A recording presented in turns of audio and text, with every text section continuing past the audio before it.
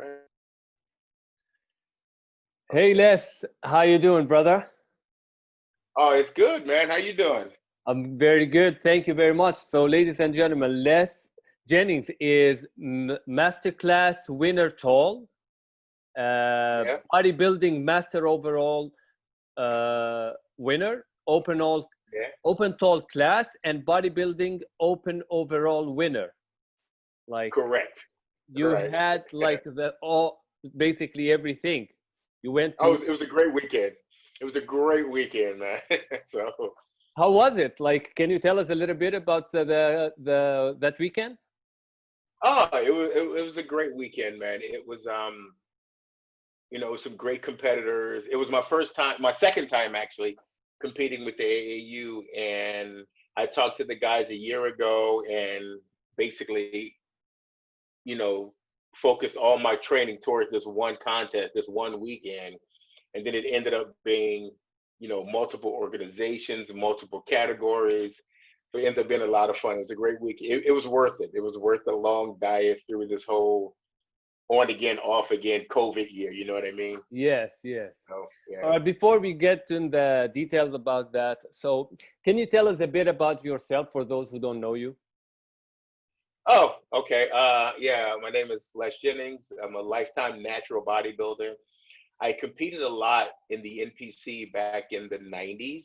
Then I retired and walked away from it and decided to come back into bodybuilding after some personal stuff, which we might get into. Sure. So like I said, just lifetime fitness, person, if you will. I love this stuff. Also, professional stand-up comedian. So I tour around the world doing stand-up comedy. Yeah, that's me in a nutshell. Depends on where this Nice, interview goes. We'll nice. touch on more stuff. So yeah. Yeah, and I also saw that you do some music as well. Oh yeah, I do music. I'm actually in the studio right now, so do some music. Yeah. So Perfect, brother. We yeah. have a lot to talk about then. Oh yeah. Okay. Yes, Nice, exactly. nice, perfect. All right. So, So, when did you know that you're going to compete for the AAU Mr. Universe? And when did you decide to do that? actually, a year ago. I was competing with a different organization. Was not having fun, and my wife actually got in contact with Martin, and her and Martin were talking, and then she told me, that she talked to him, she liked him, he had good energy, and then I started doing my research and decided to, give this a try. And actually, your partner Doug, Yes. when he won last year, that actually gave me a little bit of motivation too, Oh, because really? I've been following Doug for years. He's one of the few people on the interwebs, if you will, that puts out good information. There's so much bro science out there. So I've been listening to him. Then when I heard that he won the universe last year, and I was like, oh, that's just great. You know what I mean? So and well deserved. And then that kind of got me really into looking at this organization. Them giving everybody a chance, and it took it back to what bodybuilding is supposed to be, about the fun, about the physique, about the camaraderie. And I love that about the AAU too. It's like everybody, was so nice and talking to people and helping people out. Like I said, I met Gennaro for the first time, and we clicked right from the beginning. So it was an honor to meet him, A and then great also to person. compete. Yeah, and to compete against him on stage. So yeah, so it was great. You know. So Yeah. And you said this was your second time competing with the AAU, with AAU. this year, Can you tell us a bit about the first time? Like, my what first was AAU. different? Yeah, what was different First AAU. back then? Okay.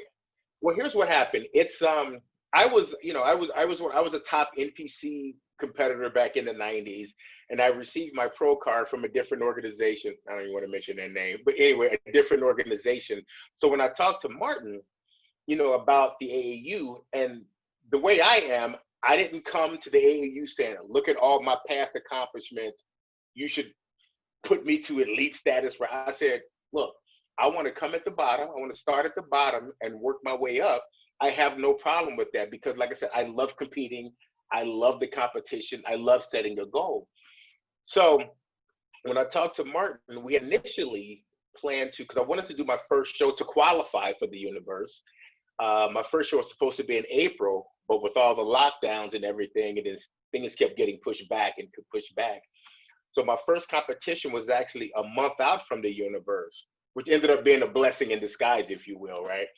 So, and then when I went to that show, and this is what made me love Martin and the AAU even more, that was such a small show, but Martin didn't, he didn't downplay it. He didn't take shortcuts. He still got all the awards out. He still made sure it was fun and safe for all the competitors. He answered every question. He That's took powerful. care of everything. Yeah, you know what I mean? It was like, Yeah. I don't care. He's the type of person, like one of my jokes as a comedian, one of my things I say, look, I don't care how many people in the audience. You give me 3 people and the microphone, we have a show. You know what I mean? It's like those 3 people are going to get the best show of their lives. And that's the way Martin is. Martin is like, I don't care if I have 2 competitors or 200 competitors. I don't care if I have 1 spectator or 100 spectators. We're going to have the best show possible. And so that made me feel good back in October. Then I was really excited. I said, wow, if he did this for this show, I can't wait for the universe. And at that time, I knew there were whispers about who was going to be there. So I was just like, oh, so, that can only get better.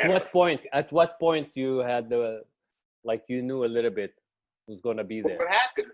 When I was talking to Martin about the show, because the first thing Martin said was, it's going to be a small show. Don't be disappointed. I said, Martin, are you going to be there? I said, yep. Am I going to be there? Yep. That's all we need. I don't care.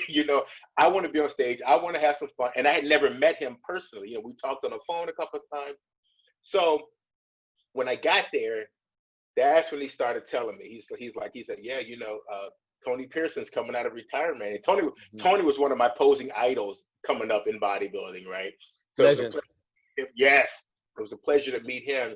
And then I heard about Gennaro. Then I interweb stalked him, and I was like, okay, oh. You know what I mean? Yes. So I heard about him, and Wilkins was supposed to come back, but he ended up not competing.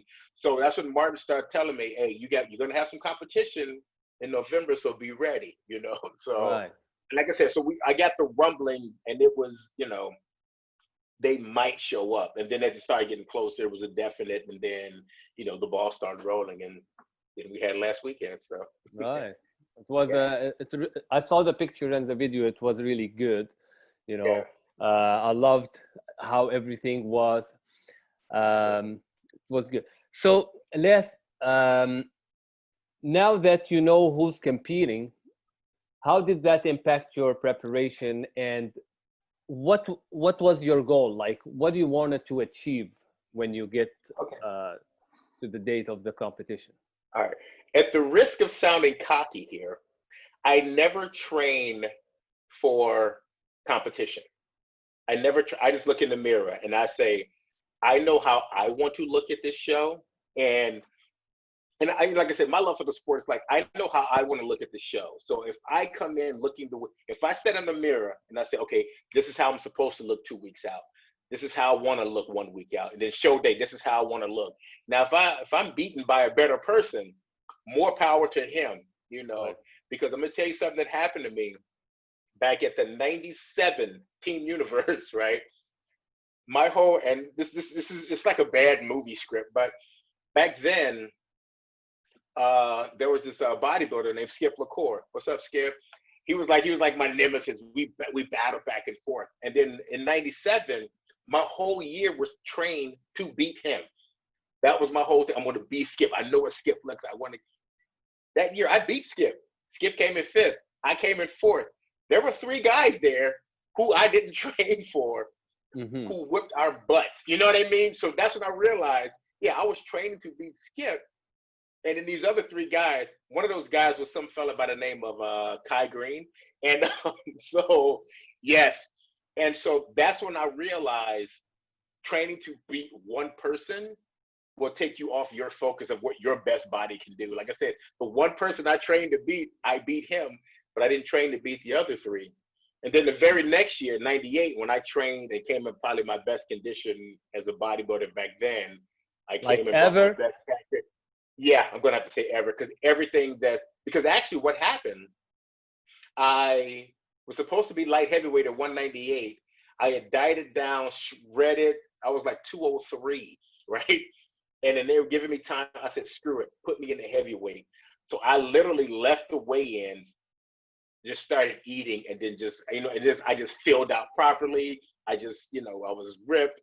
And that fella Kai Green finished behind me. Yes, and I Oh love yeah. telling that story. And I told it to Kai, and Kai it's because he's Kai Green now. He wasn't Kai Green then, Yeah. but so like I said, so taking that lesson back then, that's what I used for this show. It was just like, I say, hey, I know Tony Pearson's coming in. I know Gennaro's coming in, and he looks phenomenal. Wilkins was supposed to be there. I know he looks phenomenal, but I couldn't be bogged down of trying to Right. play their game, or try to come in as ripped as Gennaro does, or as tall as Yeah. as Wilkins. You know what I mean? So it's just, I just, okay, what I have to do is just try to bring the best package I can and hope it's enough for the judges. So that's So what. how did you train as compared to when you're not training for competition? The only thing that, like I said, I live this 365 days, Hmm. every year. No, I The can tell only, you love it. you know, the only thing that changes for me competition time is more cardio and and I don't miss meals. You know, the food, like I said, the food ratios change. You cut back on carbs and stuff like that. But I eat clean all year round. See, I'm a guy. I've never had alcohol.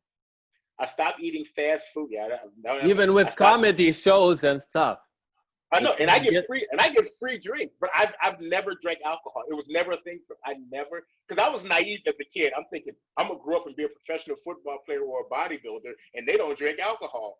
Duh.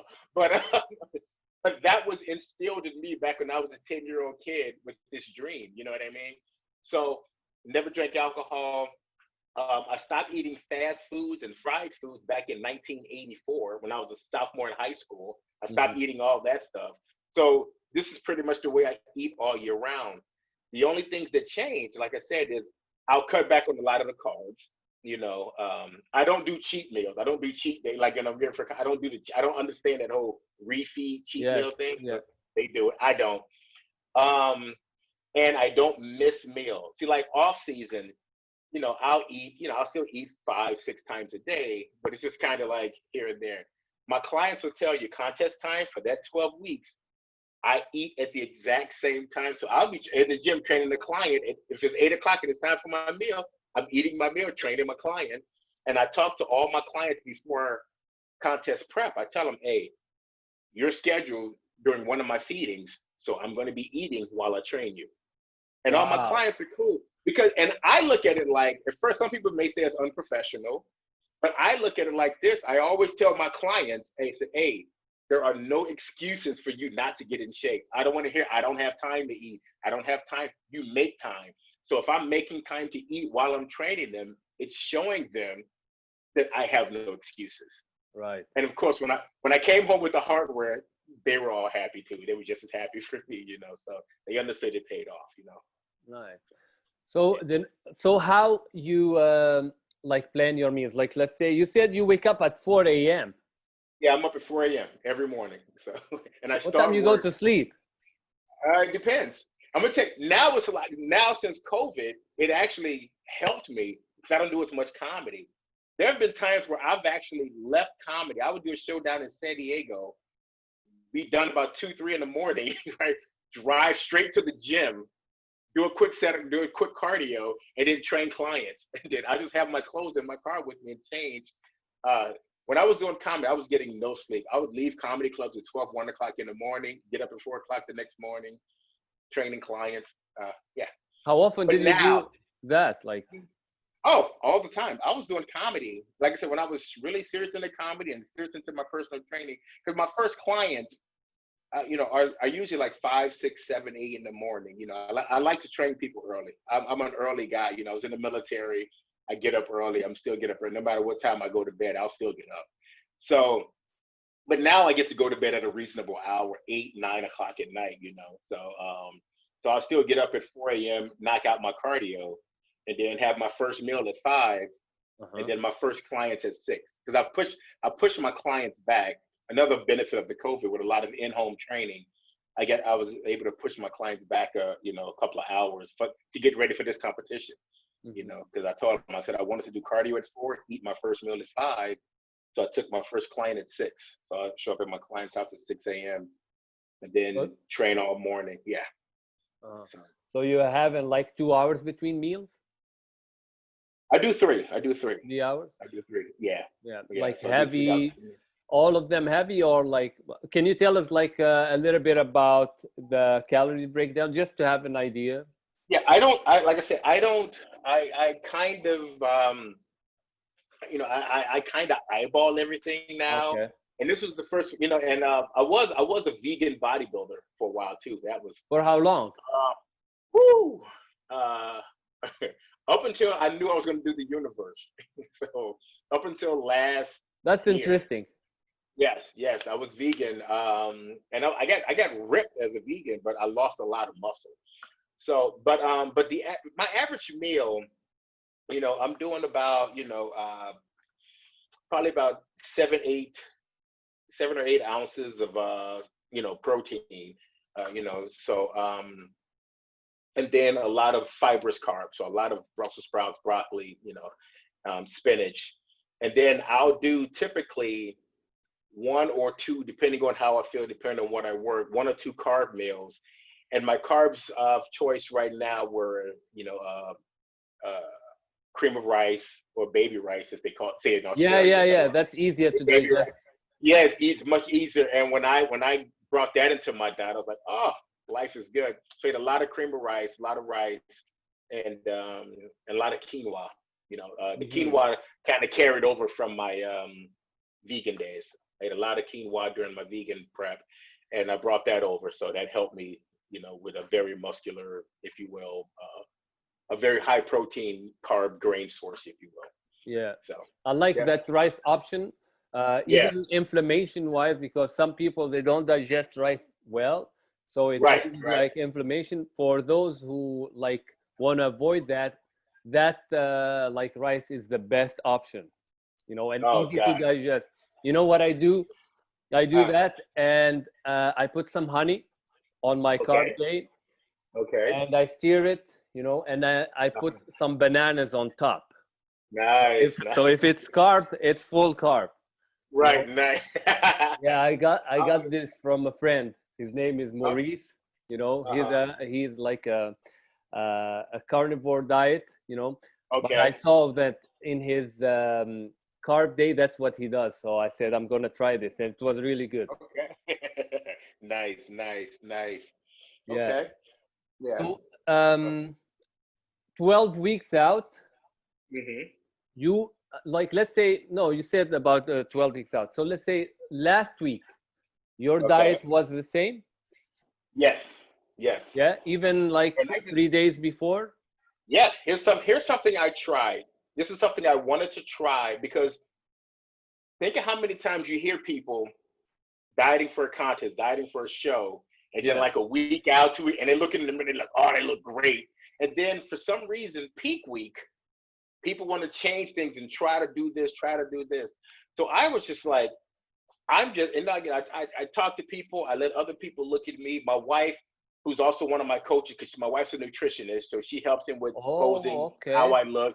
And she's That's a probably the great mean, advantage, Les. yeah, and she's probably the meanest person. Like everybody else look at me and say, "Oh, you look great." My wife will like say, "Why's your lower back look like that? You need to lose something.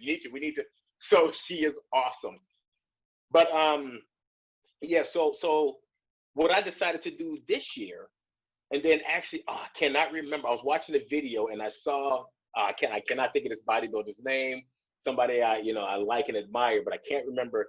And he actually said, and this was something I was already thinking about doing. I wanted to try this year because it worked so well for me in October because I wasn't trying to peak in October. I just continuing my diet to come to this show. So, and I liked the way I looked at the show. I was just like, let me try this for the show. So I decided this time not to change my diet and not do a peak week, not cut my water, not because I typically, because my carbs are so low, I'm not holding that much water anyway, nor do I hold, this is me now, and I've been eating, you can see my Yeah, vascularity now. yeah, yeah. Lean. I luckily don't, and I've been eating, and so I don't hold water that, I don't hold that much water and stuff like that. Hmm. So I decided to go and just eat normal up until the show. The only thing I changed, the cool thing was with the AAU format, by Hmm. being one show and it started in the afternoon and we went on late, that gave me all morning again to just eat normal food. So it was so Wow. easy to fill out, you know what I mean? To not really. Some say avoid it to not feel bloated on stage. Right, right. And that's another thing I was monitoring because of my diet, and my body was so used, like I said, with the baby rice, with it's so easy to Yeah. digest. I never got the bloated feeling, even when and like I said, all I did was like increase how much cream of rice or baby rice I was eating. So it didn't bloat me up. I didn't get bloated up in my diet. So instead of just trying to pound carbs in me, trying to load up, I just say, hey, I'll just eat normal. The show's not gonna start till 5 o'clock. That gives me all day and the day before to just eat normal, just increase my carbs a little bit every meal. Hmm. Instead of trying to have these big carb meals, I would still eat my protein and just say, okay, I'm gonna add 50 more grams of, baby rice, and get the extra, have many grams of carbs in it. So that's the way I did, and it worked out for me. So, Right. So yeah, in the 90s, you said that was your best shape, and in like last weekend, yeah, you say that yeah. it was your best in terms of how you handled your diet. I think it was an easy. Like I said, I didn't look. Like I said, the way we looked last weekend, I was very impressed with my look and my age. But then, like I Hmm. said, after seeing Gennaro, I cannot use my age as an excuse anymore. I learned a lot from that young man. I say young man. You We're look both in our great. 50s. We're both in our 50s, right? But You both are like fantastic, man. It's crazy, yeah, like yeah. inspirational. So thank you. And for me, and one thing I have to say too, for me, it's I got back into bodybuilding really to help me get out of a depression because I had my hip replaced back in 2016. So with Okay. my hip replacement, yeah, I had hip replacement. So that, altered some of my training back in 2016, but I got back into lifting and working out in bodybuilding to help me get out of a depression I was going through for the hip thing. But like I said, but as far as conditioning goes, I was very happy with the way I looked Hmm. last week, because like I said, in my recent competitive stages, it was the best package in recent years. Right. But like I said, it did compare to me back in '98 when I was 30 years old. You know what I mean? So, Yes. but What yeah, was the but I was happy. limitation? What were the limitation because of the hip restraint? Did you find any limitation that you like Well, at things were? first, Yeah. right? Okay, so I had a full hip replacement in 2016. So the depression just came from rehab, just learning how to walk again, walk upstairs, just you know what I mean. That's what the depression. I'm like, okay, yesterday I was squatting 400 pounds. Today, I can't walk up a flight of stairs. You know what I mean? That kind of, and so, just getting through that. And then when I decided when I was going through rehab, they would limit me because I had no range of motion. I couldn't do a full squat if I wanted to. And they didn't want me to because it could damage the hip. Yeah. So first my limitations were I was literally just rehabbing. Then, as they started to release me to let me do more things, Hmm. then fear set in. Now I'm just like, okay, is one plate, like 2 plates on a leg press machine, going to pop my hip out, go across the gym. So I couldn't train with any kind of intensity. So I really had to do a lot of, just a lot of movements to make sure I didn't re-injure myself. So Right. there was no intensity of like going all out, this, that, and the other. And I would do that, always go get checked to make sure everything was the way it was. And then like I said, well, my first contest back, like I said, my hip surgery was January 2016. I did the NPC West Coast Classic in June of that year, right? Came in second in classic physique.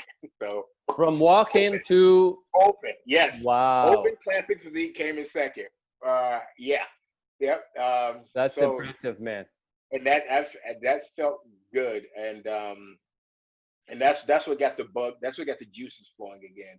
But basically, I just had to train a lot smarter, you know, with the injury. And now that I have full range of motion, full strength, well, I wouldn't say full strength, but I have, I can go pretty heavy if I want to. But I still gravitate more toward training smarter than training harder. You know what I mean? Right. Which is again why I watch so many of Doug's videos. So, Yes. And that's why I call this also smart training. Right. Yes. Yes.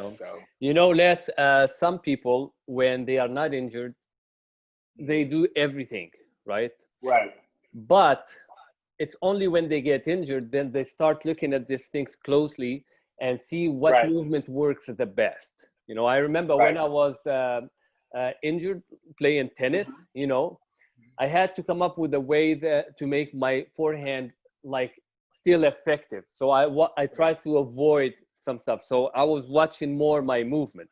Same thing for, working out. You start, when you get injured, you start, okay, so if I can squat, what else can I do? What is my goal to do in the squat? Okay, I want to work my quad. How about leg extension? So you start trying the leg extension with the right adjustment. You feel that the muscles are working properly and you're not really hurting the joint. And that's how the thinking start changing, So I think injuries can make us stronger physically and mentally if we take it like the positive way, Right. Yeah. One of the things with me, it was kind of weird because with my doctor, I had to do, because he would tell me to do more. He would actually tell me to do more closed chain movements, squats, leg press, stuff like that, and less open chain, and less leg extensions. Yes, leg extension. In the beginning, you know what I mean? And so that was, and like I said, that was hard for me because, what I mean? And my whole thing is like, if you're, and this that bro science, bodybuilder thing, if you're not going below parallel with a squat, are you really squatting? You know what I mean? So I know. But so that was the thing. They literally told me, said you can do more squat leg press where, you had a closed chain, but don't go below parallel, don't do this, don't do, what I mean? Just be smart about it because you still have to watch the hip. So that was another strange dichotomy. It's like, so I really had to back up on stuff like leg extensions and leg curls because they actually pulled the femur and the hip thing. So, and my hip joint, they actually pulled that. So I had to be careful and do more the closed chain exercises that are easier to hurt yourself on, if you will. You know what I mean? So it was, but I made it work. No, that's really good, man. Because in the end of the day, that's what you need. You want to find something that makes it work, Another thing, I understand doctors, like sometimes they have their own philosophy and stuff, and what they believe in, but some equipment in the gym is not well designed. Let's say the leg extension machine is not really well designed, because there are some neurological interference that is happening with the back positioning and all that, So I see why sometimes they don't recommend it, but if you see like how we recommend the leg extension, it's completely different than what, So how the challenges that you faced, how were you able to overcome them? Like what was your mindset? Because now from, as you said, squatting to not be able to walk the stairs, it's depressing. You know, so what made you stronger? How did you do that? Watching a lot of 80s movies. No, no, no. I always say that, how every 80s movie, they start playing Journey, in the background, and there's a montage of them getting better.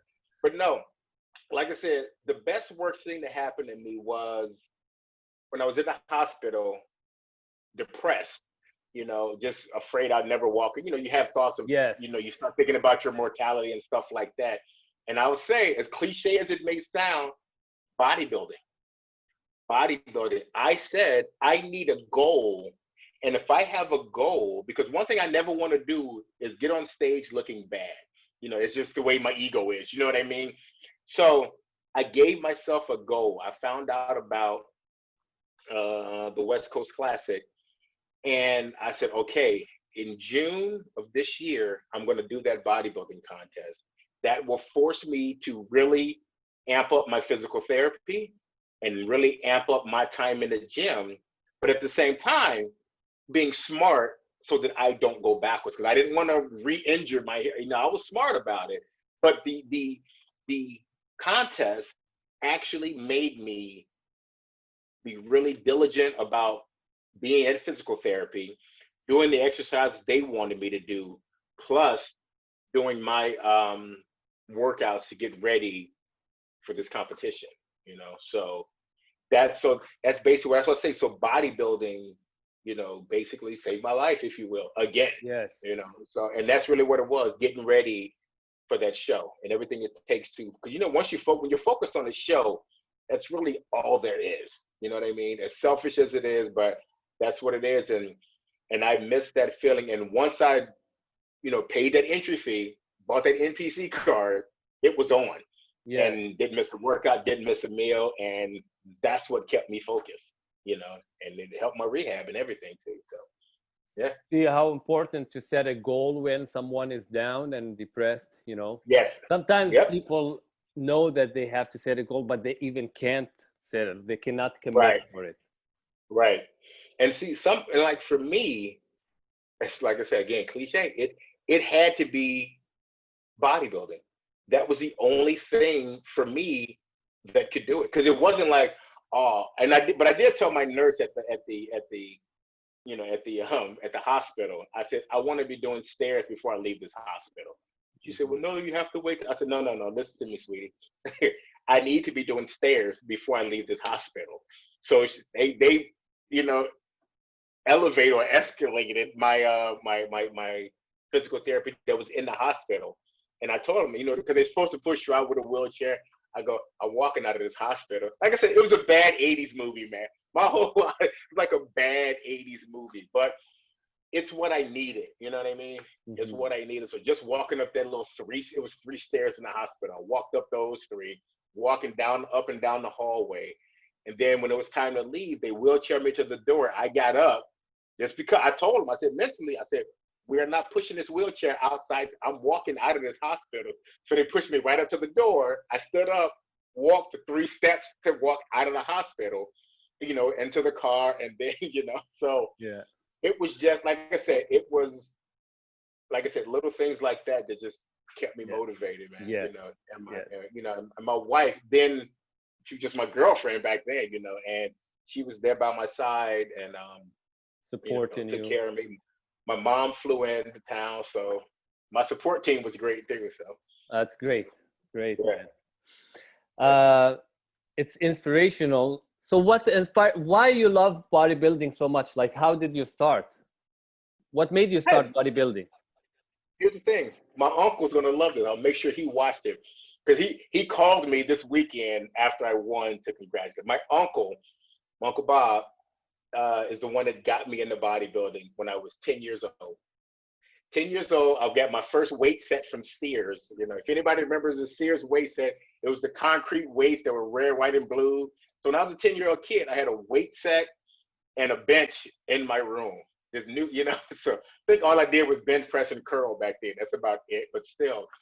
And, we watched Pumping Iron, the movie, Oh, yeah. And so my uncle is the one who got me into bodybuilding. you know, at first, just the whole thing of lifting weights. I should say lifting weights, not necessarily competing, just Yes. lifting weights. And then, like most guys, went to high school and played football. Mm-hmm. And then, you know, because I was actually a smaller kid. I was a smaller kid, you know, and I wanted to play linebacker like my uncle and Mike Singletary, the greatest linebacker in history. Um, but I wanted to play line, but I was too small. So my uncle said, "Hey, you know how we do? Hit the weight room." And Mm-hmm. that's when I really got serious about the weights. And that's what I said. I stopped eating like my sophomore year of high school is when I got serious about working out. You know, my uncle said, "Let's put together these programs so you can get big, gain weight. Let's have you eating right." So we gave up fast food. I gave up fried food. I gave up pop or soda.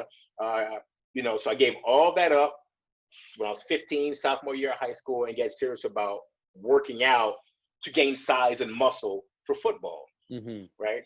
And then, as again, bad 80s movie, as luck would have it, senior year of high school, I had letters to play ball. Boom, blew my knee out. Blew my knee out. Scholarships dried up. And another rehab moment really got me into bodybuilding again, you know? So, Okay. and so I blew my knee out, but I still love weight training and lifting weights and stuff like that. And the way I got into bodybuilding and decided to be natural, I actually didn't want to be, because when I found out that most bodybuilders were, you know, enhanced, it kind of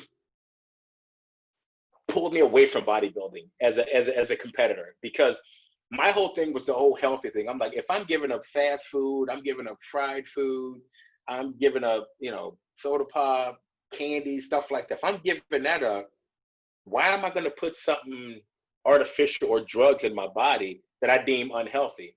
Because as a fun fact, I'm also allergic to aspirin. I can't even take aspirin. So that lets you know how what's Yeah. happening in Yeah. this body. I'm allergic to aspirin. I can't even take aspirin. So that turned me off from bodybuilding, because I'm thinking most of the guys are enhanced, so I kind of left it alone.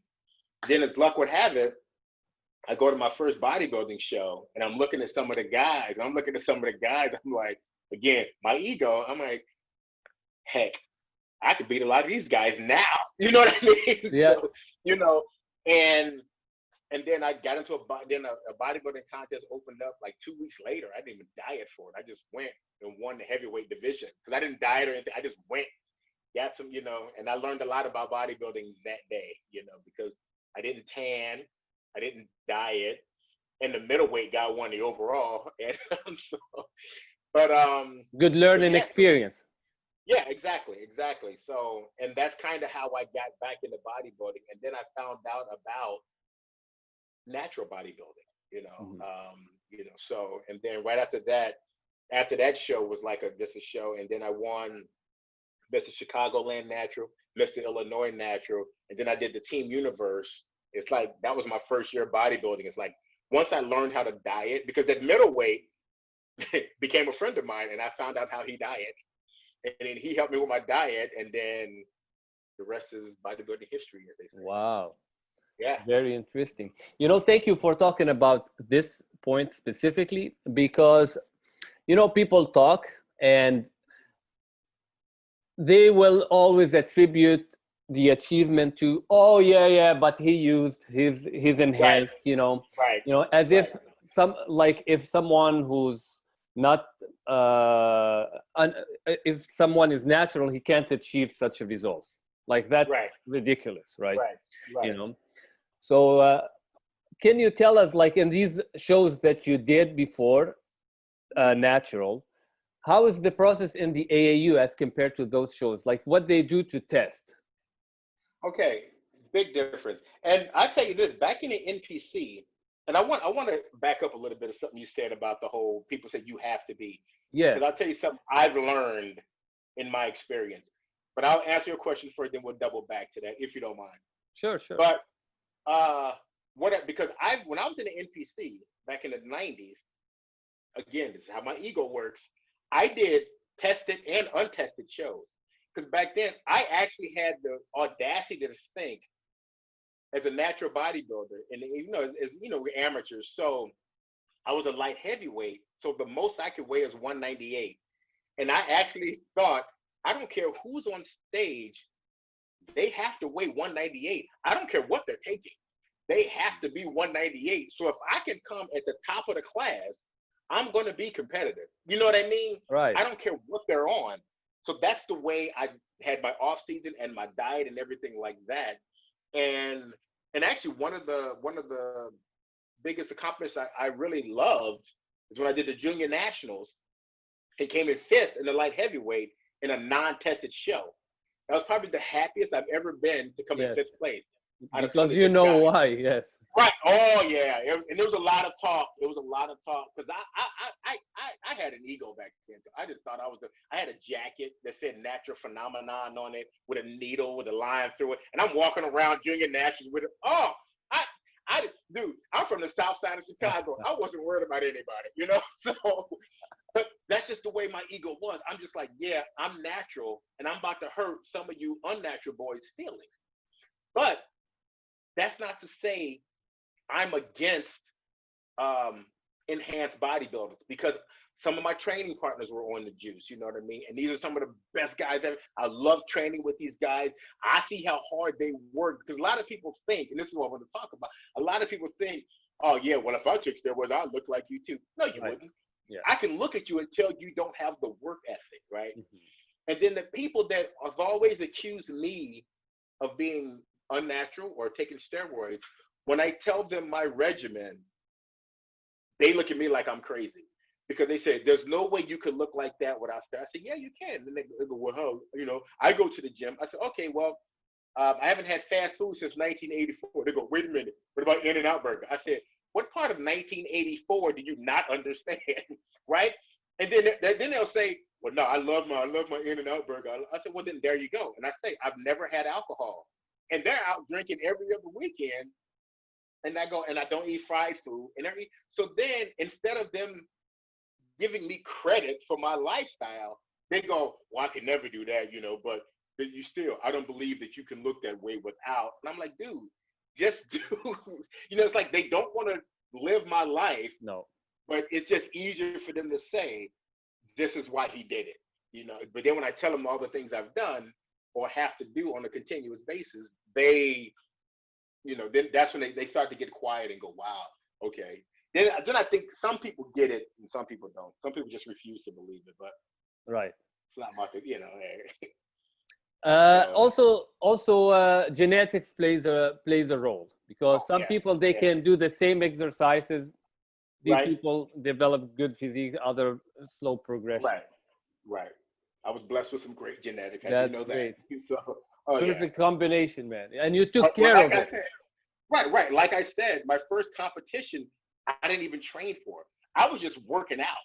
So, you know, I was literally just working out to look decent in clothes, and then did a bodybuilding show. So I know my genetics are having huge. And like I said, now even at, you know, I'm 52 now, and I look at myself, and I'm in the gym with some 20-year-olds or some 30. I'm looking at, you know what I mean? So I know, you know, genetics coupled with, you know, the lifestyle I've led since I was 14, 15 years old. Huge. Man, you are blessed. You don't look in your 50s at all. I'm trying not to. I don't want so, you know, but. Yeah, so you said that there is a small difference between the AAU testing and yes, the okay, NPC? I'm sorry, yeah. So in the NPC, we had to do polygraph tests. We had to do a lot of polygraph tests back then on the local level. You know, it's just polygraph tests, which actually scared me more. I was like, can I just pee in a cup, please? I'll pay for it, you know, just because, you know what I mean? You're getting ready for a contest, your nerves are in a certain place, you're trying to peak, this, that, and the other. They say, come in this room, we got some questions for you. You know what I mean? And then, so they did the, you know, just the polygraph test type of deal. So it was that if you could pass the polygraph test, you were cool. But then on the national level, the top 5 guys all had to, like, as soon as we walked off stage, we had to go to the bathroom and go in the cuffs. So they only tested the top 5 guys back when I was competing back then. And now, and like I said, the way the AAU is, they don't play. It's like as soon as you step in the arena, like when you're checking in, hey, can you come with me right now? Wow. And also another thing about the AAU, which I love, And when I was reading this, when you join the AAU, they have the right to test you anytime, After, anytime. yeah. And I think that's great too. It's like you can literally get a call Tuesday. Okay, Friday, we need you here because you're going to go in the cup. I'm like, I think that is great. You know, for somebody like me, you know, it's like I'm wary of supplements I take. You know what I mean? It was like I'm like, hey, what's in this? Okay, pea protein. Is that on the list? Okay, we're good. You know, and so I think that's one of the greatest things about the AAU is they're tested. Like everyone's tested. They grab you, you get tested, and you can be tested throughout the year at any time as long as you hold that AAU card. I think that's phenomenal. I think that's one of the best policies for natural bodybuilding to keep everything fair and safe. So Perfect. That answers many questions for those who are like talking about drug-free or enhanced or, you know. right, right, yep, Yeah. yep. You like being judged, man. I do, I do. You're judged on the bodybuilding scene, and you're judged also when you're doing comedy. Exactly. Well, here's my thing, bro. Me as a person, and like I said, well, we just became friends on on the social media. What you're gonna notice on my page, if you my page is just fitness, fun, and music and motivational. So everything with me, I put positive quotes out there. I'll put workouts out there. I'll put some of my music out there. Everything I do is positive. I want to just put positiveness in the world. Okay. So when you say I want to be judged, when I bodybuild, like I said, it is for me to to be healthy. I try to be be as healthy as possible and this, that, and the other, and also to show people because like I said, if a 52-year-old guy can go out there and get in a kind of shape to actually compete, imagine what the normal person can do just to stay in Right. shape. You know what I mean? Just to be healthier. You ain't gotta compete, but just to be healthier. And with my comedy, if you look at my comedy, even my comedy is positive because I don't do the I don't curse when I do comedy. It's like clean comedy. Now I used to. If you look at some old videos, there are some F-bombs being thrown. Yeah. But like I said, now my comedy's clean now. I don't belittle or talk about anybody, put anybody down. So when you come to my show, you're gonna have a good time. And I even joke with some of my comedian friends. They'll say stuff like, "Well, not everybody's gonna like you," and I go, "Why not? I can. I do a show because I want 100 of the people to like me. I do. I can see when you say being judged. Now, I don't dumb down my comedy. I don't avoid certain topics. I will talk about anything, Hmm. but as a professional, I can say, okay, here's a topic. How can I make that funny? And how can I make it relatable? And how can I make it not offensive? Because I don't want to offend. That's now, people will get offended, but that's on them. And I always tell people before my show, I say, look, just because something's offensive, don't mean you have to be offended, right?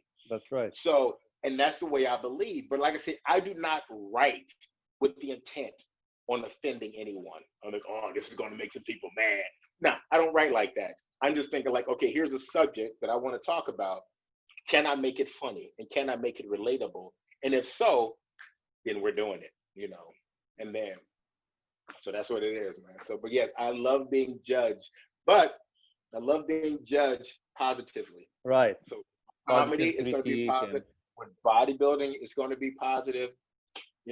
So my music is going to be positive. So that's yeah. yep. Those are the two things that I see in like in comedy and bodybuilding, that there is a similarity there. Here there is a public, here there is judges. Mm-hmm. Here there is time that you spend to get the best shape. Here you spend Right. time to get the best comedy show. So that's what I see. But how do you Mm-hmm. see it in your mind? Like, I'm sure there is a similar thinking patterns that goes toward both. How do you process that? Here it is. If you think about this, they're both You're vulnerable in both situations. Very vulnerable in both situations. In bodybuilding, you're on stage in a pair of Speedos, Yes, getting judged by some takes a people. lot of balls. Yes, it does, and they can see them too. But so, so you think about that. So you're very vulnerable while you're up there being judged. So the only thing you can do is put forth the best package to be judged that day. You know what I mean? So you're vulnerable, but if you come out victorious, the vulnerability was worth it. Comedy, the same way. You're out there. It's a whole bunch of rooms who just paid $20 to get into a club, $10 for drinks. So they're like $40, $50. It's a day. They're $100 in the hole walking in the door. Now they're looking at you and like, you better make me laugh. And there's a vulnerability there too, you know. So now it's your job to entertain these people who just paid this money and bought these drinks and paid for this food to make them laugh. So now you're vulnerable. So again, you must be prepared to give these people the entertainment that they want. And that's why when I said, you give me 3 people in the microphone, we got a show. Because some people need 500, a room full of 500 people to have a great show. And I always felt like this: you can be in a room of 500 people. If only half of them laugh, that's 250 people. You may think you're doing a good job. I'm like, that's 250 people did not think you were funny. When you have 3 people in that audience, you know if you're funny or not, okay? Right. If For only sure. half of them laugh.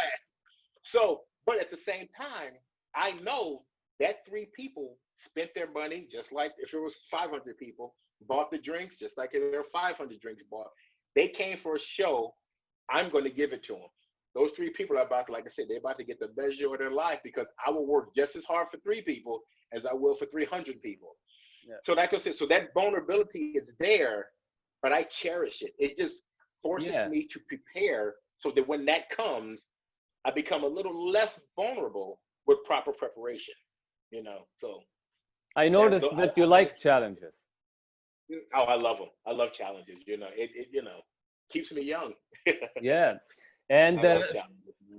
so are you saying that the public that comes to watch your comedy, it's harder as a challenge as compared to bodybuilding? Because the expectation are higher from the people. There for the bodybuilding, it's more for you. No, they're both for me. I get because here's the thing. I don't look at it. I don't like the words hard or difficult just from a semantic standpoint. You know what I Mhm. mean? I don't think because when people say bodybuilding's hard, eating's hard, I'm like, really? Think about this. When people say dieting is hard, I go, okay, I'm eating 6 times a day. There are people not eating at all. So it's hard to eat 6 times a day. I'm like, no, it's not. It is so easy to eat. And especially contest dieting, literally for 12 weeks, I pick, let's say, 4 to 6 foods. That's all I'm eating. I don't even have to think about it. I just go to the refrigerator. Okay, here's the meal. Boom, boom. Heat it up. Let's eat. No, wait another 3 hours. Do the exact same thing. Step, repeat, boom. It is so easy to me. You know what I mean? Yeah, Me automatic. personally, it becomes easier. It's harder off season because now the wife said, "Let's go here, let's go there," and also the same thing with comedy. The same thing with comedy. I realize it's harder for comedians that know they're funny and the audience doesn't think so. It's harder for them. When I go on stage, I do not go. I say, "Okay, I'm going to go on stage. I'm going to build a rapport with you. We're about to be friends for the next, whatever, 10 minutes, half an hour, however long I'm up there. We're going to be friends. We're going to talk about stuff. We're going to have a good time. It's very casual with me. And because I'm not up there knowing I'm funny, I'm here to entertain you.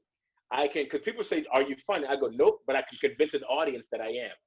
And that's what I'm doing. And just like with bodybuilding, when they tell you, like Arnold famously said, he said, like, "Hey, you do the poses," and Martin said this too. You do the poses that show off your strengths. And if you have a weakness, don't do that pose. That's what Arnold Right. said. And that's the same thing with comedy. So with bodybuilding, say, here are my strengths. Let me show you my strengths. Let me hide these weaknesses as best I can. The same thing with comedy. It's like I'm not there to prove I'm funny. I'm here to convince you to have a good time. Totally, it's more freeing. It takes a lot of pressure off me. Like I said, I'm not Hmm. here to make you laugh. You're here to laugh at what I think is funny. That's kind of the way you know I work with my audiences, if you will. So yeah, you know. So To get to that level, you mhm. have to have experience first. So how did Oh you God, get yeah, to yeah. comedy to be able to be comfortable on stage like that? Bodybuilding. Think about it. We just said it in bodybuilding, because everybody say comedy is the scariest thing you can do, right? I'll say, wait a minute. I'm on stage in a pair of Speedos. So wait, in comedy, I get to wear all my clothes? So right there is a step up, okay? Right there is, so wait, okay, I can put my clothes on. And now the worst that can happen in comedy is they don't laugh. And then you get off the stage and be like, okay, that sucked. Let me go try again. Because I still famously remember my second comedy show where I bombed big time. It hurt. I mean, it hurt my soul. I still remember it to this day. Because my first show, it was like a lot of my friends there. My first show, blah blah blah blah. I did it, killed. Not really, but all my friends were like, "Yay!" Had me thinking I was better than I was. You know how that goes, right? So then at that show, someone booked me for a second and a third show. So the second show I had booked, so I'm thinking, yeah, I'm gonna go in there. I had zero friends there, and I kid you not, it was the longest like 5 minutes of my life. It was just like crickets. I didn't Wow. get it, and I just like, okay, I am never doing comedy again after two times, right? But I had a third show. I had a third show already booked that I had to do. And I kid you not, I'm like sitting there, right? Okay, this didn't work. What if I do it this way? What if let me try this. Let me try this. Let me have some more fun. I wasn't having fun. And then I did that show. It was okay. Then I had the pleasure when I was, you know who Dane Cook is? Dane Cook, by chance? Okay, Dane No, Cook. Some people watchers may know who Dane Cook is. Dane Cook, he kind I'll of Google blew him. up. Yeah, dude, get Dane Cook. I met Dane Cook, right? And he and I had a conversation about comedy, right? And I said, dude, I love what you're doing on stage. And this is before he really blew up, because he kind of blew up. And I talked to him, and he said, dude, if you go on stage and have fun, if you go on stage and have fun, the audience will see that and want to have fun with you. And that was information I took with me for my entire comedy career. That changed, yep, that's that. Yeah, Yeah. I know So, him. I know him, but I don't know his name. Now I know him. right, right. Okay.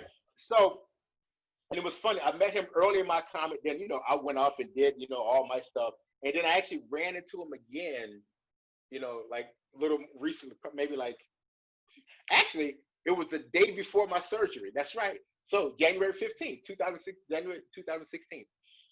It was because I did a show the night before my surgery because I wanted to stay up all night so that I could be asleep quickly for my surgery.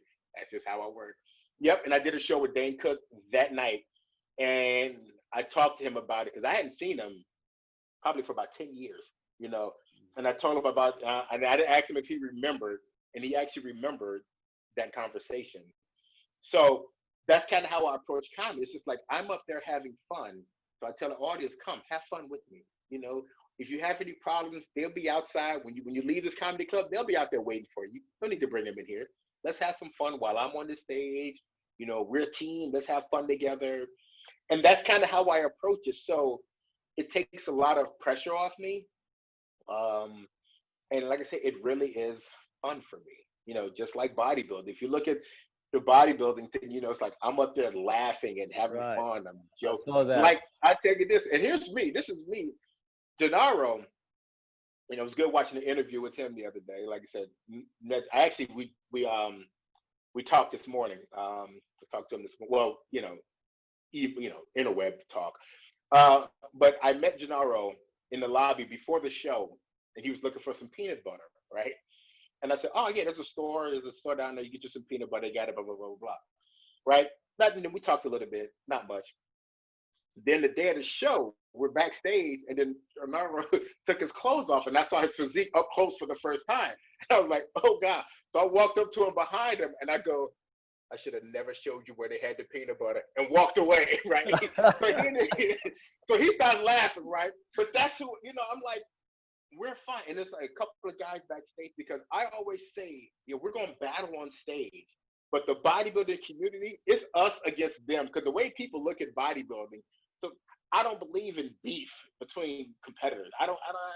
It's like, hey, if you win, I'm going to congratulate you. You deserve it. Because I think a lot of Good sportsmanship. a lot of people are so thinking they're the only ones who diet and train hard. So when they don't win, they're upset. I dieted for 2. I'm like, so did he. Well, but I heard that Gennaro dieted for 3.5 weeks. I hate him. So Crazy, right? But I know, right? I'm like, what, man? But anyway, but like I say, it's like the person who wins, like 99% of the time, they deserve to win. They work hard too. It's whatever it is. So that, and like I said, I was having fun backstage talking to the guys. I was having fun on stage, just having fun running around, So it's just who I am, man. I try not to take this life too serious, man. It's just, let's have fun while we're here. That's why you look great, man. Right. Like I say, but like I say, it's and this other thing too. The harder, the more you prepare, the more fun the shows are. You know what I mean? It's like, okay, I died for 12 weeks. It's time to have fun. I wrote these jokes for the past 3. I've been working on these jokes for the past 3 months. Here's my half-hour comedy special. It's time to have fun. All the work is that this is fun. You know what I mean? When you're on stage, that's the fun. So great I way guess to that's approach that. Yeah. Nice. So when I work out, it breaks my thinking of work, because when I'm at home, I'm always thinking about, okay, what should I do next? Which video I should do? Like thinking about stuff. So I'm making the effort to think. But when I go to work out, that challenge, the resistance that I'm pushing, all of that stops me from thinking about those things, But during the rest, while I'm resting, things start coming to me. I don't do the thinking; they come to me naturally, and that's when I take my phone and start, recording my thoughts. Because I go home and start elaborating on them. Right. That's for me. So how does it work for you? Like when you are working out, did you get inspired by things like for comedy or music, or I don't know? Yeah. When it's funny, the switch is, because there have been times where I've been working out and a joke will come to me, and I'll do like you. I'll pull out my phone and write the joke, because that's what it is. It's it is what it is. I'll write the joke, or a lyric to a song will come up, or even like a melody from because I'll see something like boom chicka pop, and I'll pick up my phone like boom chicka pop, and I'll come home and try to redo it. That'll happen. But the funny thing is, come contest time, none of that happens. It does not happen. I am not inspired, because when I walk through the gym doors, my focus is competition. You know what I mean? So it's that my playlists are different. Because I'll play, like off season, I'll just play anything. I just put it on random. I'll listen to some 90s hip hop, some 80s pop, whatever. Some Journey, just because I love it. Sounds like a montage. Contest time, I listen to a lot of motivational speakers. I have motivational speakers in my ear. Some bodybuilders like Les Brown, or TD Jakes, or you know what I mean. So it's like I have motivational speakers speaking in my hand. You can do it. Don't quit. Don't give up. So that's all that's going through my ear after every set. I don't have time to think about anything else. So when I'm in the gym, that's all I'm doing, is just lifting, focus, trying not, because I'm afraid if your mind starts to wander, you could get hurt. So I think about that. Or if your mind wanders too much, you could get second place. So I start thinking about that. You know what I mean? So I do a lot more motivational um, speeches, listening, listen to motivational speakers, come contest prep. So to help me stay focused. Yeah. Right. Yep. So, Hmm. what music do you listen to off season? Like, who are Obviously, your like I said, oh my God, like I said, mostly 90s hip hop, Das Effects, EPMD, LL Cool J, who will always be, one of my favorite rappers. Eric B and Rakim. Rakim is the greatest rapper ever. Listen to that. I'm not really into gangster rap or this new mumble rap. I don't listen to that crap. yeah? Same So here. yeah, but also I- this is depending on how I'm feeling. I listen to it more contest time too. Is heavy metal. I love heavy Like metal when I'm working out. Oh, Suicidal Tendencies, Metallica. God, some other groups I don't even heard of. AC/DC. AC, oh my goodness, you know what I mean. So listen to them.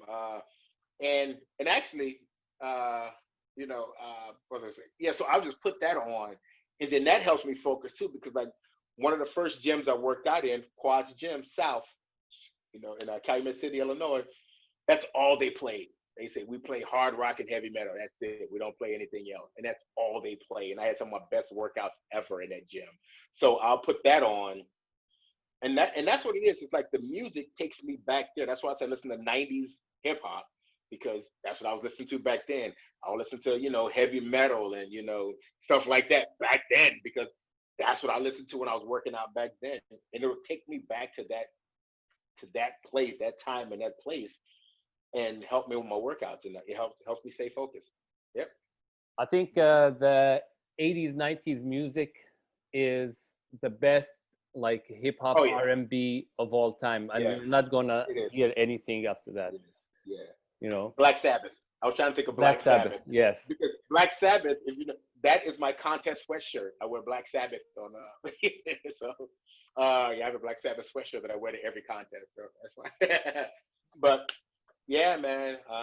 But yeah, I love '80s, '90s music, man, because it was just it was music, man. It was good So you because I make your listen own to. music? Yeah, I do my own music. That's something I've been doing since high school too. Oh With music, yeah. Hmm. You make I your own put beat. I out. heard I heard last time something you played on social media. Oh yeah. Like a So beat. Yeah. yeah, I'll throw stuff on every once in a while. And the music I posed to was one of my songs. Oh, So yeah, okay. I posted one of my songs. So, and the best compliment I got was from one of the judges. She heard my music starting, and she said, "Oh my God, I like this." So she put out her phone and started taping my routine, because she felt something with the music, that something was going to happen. So that made me feel good. You know what I mean? Yeah. So Yeah, you like know, walking on stage listening to your own music, that not many yeah. have that advantage, I know. So yeah, yep, right? yep. So okay, so Les, how can people connect with you on social media? Oh, okay. Yeah, on Facebook, I have two pages on Facebook. One is my fitness page, which is just my name, Les Jennings, Les Jennings, Jennings. And the other one is my comedy page under my comedy moniker, Hmm. LJ Montenegro, which is that's my alter ego. Because LJ Montenegro, who's Dominican, by the way. What's So, the story? but I'll tell you, it's okay. But I'll say that. And, oh wait, and on the Facebook, you can go Les Jennings. Not what is it? Instagram, Les Jennings, or Instagram. Natural Phenom 50. My stage name, LJ Montenegro, and LJ is spelled out ELJAYE, Okay. Montenegro. When I first started doing comedy here in LA, I was just going by my stage name, and it was my rap name too, LJ. It was LJ is my initials spelled out, Okay. LJELJAYE, and it stands for everybody laughs just as you expected. Ah. Genius. But no. So I was just going by LJ. It's a rapper. It's my rap name. It's my comedy name. I was just going by LJ. I was like one name, like Madonna, Prince. You know what I mean? That kind of thing. So end up doing this. I was at the Ice House in Pasadena, which is the first club that passed me as a comedian out here. And there was a comedy show going on. I was just there hanging out. There was a comedy show going on. And the promoter, who's now a good friend of mine, this guy named Fernando Flores, he loves tacos. So I'm giving him a shout out right now. He had a show, but it was Latin night, right? It was Latin night. And I was like, yeah, I want to do your show because there's a lot of cute girls in the audience. It was packed. And I heard it was a great show. It was like one of the top shows to get on. And he says, we only let, not only, but he said, we try to do mostly Hispanic comics, right? We do Hispanic comics, but then the headliner will be someone famous, so it doesn't matter, but the headliner. And I go, you do like all Hispanic? I said, what about Dominican? And he go, what? I said, yeah, I'm Dominican. Lying my ass off, right? So I said, I'm Dominican, right? He goes, oh, you're right. He goes, what's your last name? And I had to think on my feet. So I'm thinking, I look like a black mountain, so Montenegro, Black Mountain. I said, yeah, my last name is Montenegro, right? So he says, oh, okay, yeah, so, you know, all right, cool. So they booked me on the show. I had a great set. I killed that night. And then I actually came up through the Latin comedy scene in LA because it was like Rudy Moreno was there. You know, who else? Oh, God, all the names escaped me, my boy. But it was a lot of top Latin comics there who come through that and saw me. So they started booking me as LJ Montenegro, right? The Dominican, right? So I did so many Latin rooms when I first came up. And then when Facebook started, this was back with MySpace, you know, so when Facebook started and they said you have to have your last name on Facebook. So I was like, okay, Montenegro, right? And that's literally what it became. And now, and actually I turned that into its own brand because I realized I did a show and it was like the first time I got paid with a check. And they actually wrote it to LJ Montenegro. And I'm like, how am I going to cash this check, right? So, because no one knew my real name. No one knew my real name. It was just, so I literally went to the bank and told them the story. And then I started a business, and you know, LLC, Okay. under the name LJ Montenegro. So that's how LJ Montenegro was born. Funny story. So, yeah. Wow, okay. Yeah. Interesting. Yeah. Well, thank you very much, Les. It was really a pleasure talking to you and get to know you. You know. Oh, thanks for having me, man. Thanks for reaching out, man. It means a lot to me. Like I said, I watch your show, you know, because I'm always commenting on your stuff. So I watch you guys all the time. So thank you and keep putting out that great content too, man. Of course. So, thank you very much. And I wish you nothing but the best, my friend. Thank you. Take care. All right. Have a great day. Take care. You too. Later. Bye.